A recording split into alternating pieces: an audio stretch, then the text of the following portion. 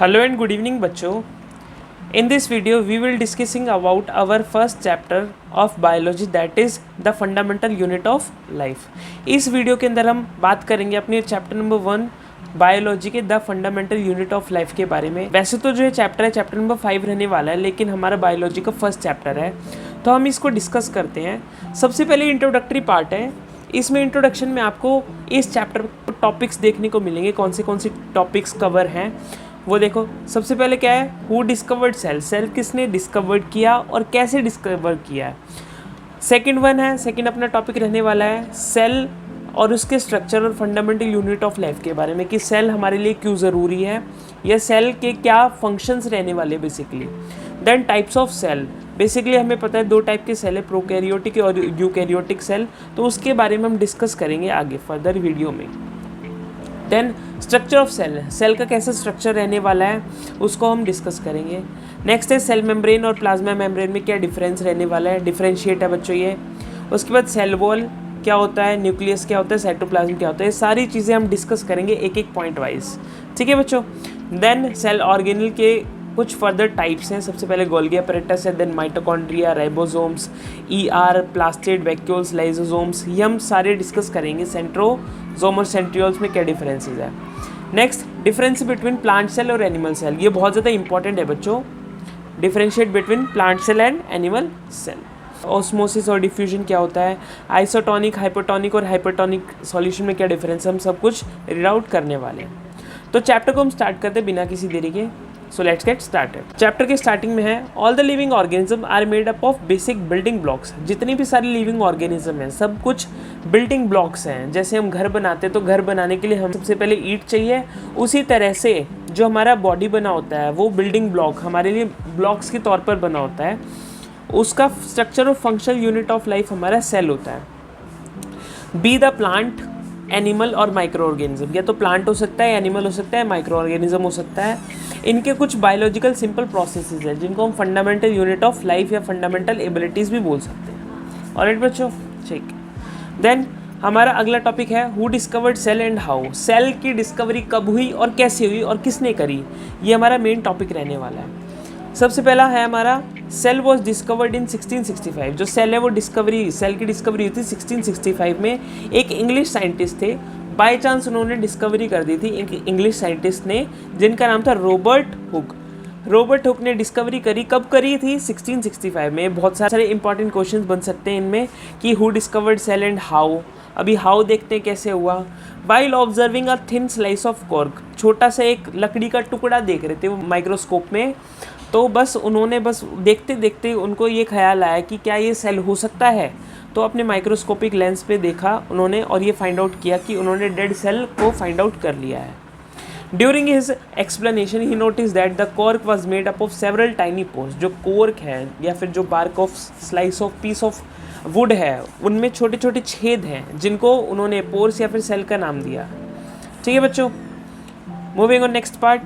Cell are the structural and functional unit of life. Cell किस तरह से हमारे लिए स्ट्रक्चर और फंक्शनल यूनिट ऑफ लाइफ है वो देखते हैं. Cell forms the basic structure of the organism and collecting the similar cell. Cell जो है ग्रुप ऑफ सेल से मिलकर बना है और साथ में ये अलग अलग सेल को परफॉर्म करता है, डिफरेंट सेल को जोड़ के रखता है जिसको हम टिश्यू का नाम देते हैं. Group of cell is known as tissue. हर एक टिश्यू के अंदर छोटे छोटे सेल्स होते हैं और इनका मेन पर्पस होता है. ठीक है. टिश्यू से देन ऑर्गन्स बनते हैं, टिश्यू सिस्टम, देन ऑर्गन का डेवलपमेंट होता है. ठीक है बच्चों. चलो नेक्स्ट कैटेगरी है प्लांट की. सबसे पहले प्लांट की हम कैटेगरी देखते हैं. प्लांट के जो टिश्यू होते हैं वो कौन से होते हैं, 2 टाइप के हैं, फ्लोएम और जाइलम. ये कहाँ होते हैं, लीव्स में होते हैं, रूट्स में होते हैं और स्टेम में होते हैं. ठीक है. नेक्स्ट एनिमल के क्या क्या टिश्यू होते हैं, कनेक्टिव टिश्यू, मस्कुलर टिश्यू और नर्वस टिश्यू. ये हम चैप्टर नंबर 6 में पढ़ेंगे, जो हमारा अगला चैप्टर होने वाला है टिश्यूज़ के बारे में. हम उसमें और ज़्यादा फर्दर डिस्कस करेंगे. और ये ऑर्गन क्या क्या बनता है, हार्ट बनता है, लीवर बनाता है और किडनी को भी फॉर्म करता है. ठीक है बच्चों. Moving on next part. These carry out essential life processes. ये जो सारे पार्ट हैं ये कुछ एसेंशियल हमारी लाइफ के लिए बहुत ज़्यादा ज़रूरी है. जैसे मेटाबॉलिज्म, ग्रोथ, रिप्रोडक्शन. मेटाबॉलिज्म होता है बेसिकली डाइजेशन करना, साथ ही साथ में खाने को पचाना. हमारी ग्रोथ हमारे लिए बहुत ज़्यादा ज़रूरी है. जब तक कोई इंसान शारीरिक और मानसिक रूप से ग्रोथ ही नहीं करेगा तो वो आगे जिंदा नहीं रह सकता। देन रिप्रोडक्शन, रिप्रोडक्शन भी बहुत ज़्यादा ज़रूरी है। रिप्रोडक्शन बच्चों दो टाइप के होते हैं, एक एसेक्सुअल, एक सेक्सुअल मोड ऑफ रिप्रोडक्शन। इसमें भी फिर यूनिसेल्युलर और मल्टीसेल्युलर ऑर्गेनिज्म बहुत ज़्यादा डिपेंडेबल होते हैं। Here are some examples of the tissue, कुछ एग्जाम्पल्स है टिश्यू के या ऑर्गन ऑफ प्लांट्स के, ऑर्गन्स इन प्लांट्स में। सबसे पहले टाइप्स ऑफ सेल देखो। अब टाइप्स ऑफ सेल, कितने टाइप के सेल होते हैं regarding the complexity as well as the type of organism. Type of organism के हिसाब से there are basically two categories, दो पार्ट में हमने डिवाइड कर रखा है इन सेल्स को। एक है प्रोकैरियोटिक सेल, एक है यूकैरियोटिक सेल। प्रोकैरियोटिक सेल देख लेते हैं बच्चों क्या होता है।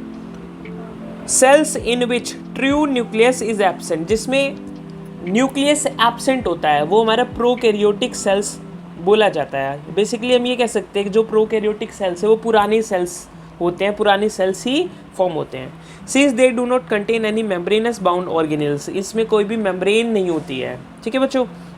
Unicellular organism such as bacteria हो गया, ब्लू ग्रीन एल्गी हो गया, एमीबा हो गया, ये सब आपके प्रोकैरियोटिक सेल्स हैं।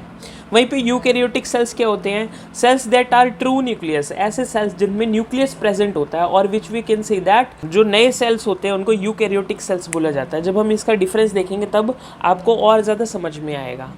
इनके जो कंप्लीट सेल्स होते हैं उनमें न्यूक्लियस भी होता है, माइटोकॉन्ड्रिया भी होता है, और दूसरे सारे मेम्ब्रेन ऑर्गेनिल्स भी होते हैं जो कि एक सेल के लिए बहुत ज़्यादा ज़रूरी है। ये सब मल्टी सेलुलर ऑर्गेनिजम्स में सबसे ज़्यादा देखने को मिलते हैं, डेवलपमेंट सबसे ज़्यादा उनमें ही होता है। जैसे कि मल्टी सेलुलर ऑर्गेनिज्म के एग्जाम्पल है एनिमल, प्लांट और फंगाई। ठीक है बच्चों, चलो अब इनका आता है मेन डिफरेंस। ये बहुत ज़्यादा इंपॉर्टेंट पार्ट है, differentiate between prokaryotic and eukaryotic cells. देखो प्रोकैरियोटिक सेल्स में क्या आता है, the nucleus and nucleolus is absent, जो न्यूक्लियस है और जो न्यूक्लियस के बाहर वाला पार्ट है न्यूक्लियोलस वो एब्सेंट होता है। वहीं पे यूकैरियोटिक सेल्स में क्या होता है, ये न्यूक्लियस और न्यूक्लियोलस जो है ये प्रेजेंट होता है। ठीक है बच्चों। Then membrane bound organelles can be seen, इनमें मेम्ब्रेन बाउंड ऑर्गेनिल्स देखने को मिलती है प्रोकैरियोटिक में, और यहाँ पर भी मेम्ब्रेन बाउंड ऑर्गेनिल्स देखने को मिलती है यूकैरियोटिक में। ये देखो कॉमन डिफरेंस है। देन कंटेन सिंगल क्रोमोसोम, इनके अंदर क्रोमोसोम क्या होता है, देखो ये टाइप कुछ इस टाइप का क्रोमोसोम होता है, ये टाइप का, इसमें सिंगल सेल्ड होता है। यहीं पे यहाँ पे मल्टी सेलुलर क्रोमोसोम होते हैं। एग्जाम्पल इसका बडिंग या फिर फिजन ऑफ सेल डिवीजन, इसमें क्या है माइटोसिस और मियोसिस प्रोसेस है। ये आगे आप पढ़ोगे, आगे धीरे धीरे पढ़ोगे आप। ठीक है बच्चों। देखो इसका फिगर देख सकते हो प्रोकैरियोटिक वर्सेस यूकैरियोटिक में, ये आपका प्रोकैरियोटिक है, वहीं पे ये आपका यूकैरियोटिक। आप एनसीईआरटी बुक में भी देख सकते हो, अपने बुक में फिगर है। ये सिंपल होता है स्ट्रक्चर में, वहीं पे ये थोड़ा सा कॉम्प्लेक्स होता है स्ट्रक्चर में। ये यहाँ पर न्यूक्लियस इनका प्रोमिनेंट नहीं होता, मतलब न्यूक्लियस फिक्स नहीं होता या न्यूक्लियस होता ही नहीं है। इनका न्यूक्लियस बड़े साइज़ का होता है, इनका साइज़ भी छोटा होता है प्रोकैरियोटिक का, वहीं पे यूकैरियोटिक का साइज़ बहुत ज़्यादा बड़ा होता है। जो सेल होता है यूकैरियोटिक का वो काइटिन या सेलुलोज से बना होता है, वहीं पे इनका सेल जो बना होता है वो पेप्टिडोग्लाइकन से बना होता है। वहीं पे जो राइबोसोम्स है वो इनका साइज़ में छोटा होता है और इनके अंदर कोई भी मेम्ब्रेन बाउंड ऑर्गेनिल्स नहीं होती। वहीं पे ये यूकैरियोटिक सेल होते हैं, हमने डिफरेंशिएट में अभी पढ़ा था। इनमें क्या होता है, सेल मेम्ब्रेन होती हैं और मल्टी सेलुलर और यूनिसेलुलर दोनों बेसिस पे किया जाता है। ठीक है बच्चों, चलो आई होप आपको यहाँ तक का टॉपिक समझ में आया होगा। अभी हमने इस चैप्टर का फर्स्ट पार्ट किया है, यहाँ तक हमने कवर किया है अभी फर्स्ट पार्ट। आगे आने वाली वीडियोस के अंदर हम इनके और फर्दर डिटेल्स के बारे में पढ़ेंगे। तब तक के लिए टेक केयर बच्चों, कीप ग्राइंडिंग योरसेल्फ, पढ़ते रहें, बाय बाय।